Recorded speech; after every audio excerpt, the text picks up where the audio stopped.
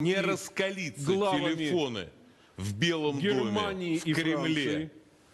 Там, ну, Оланду звонить не надо.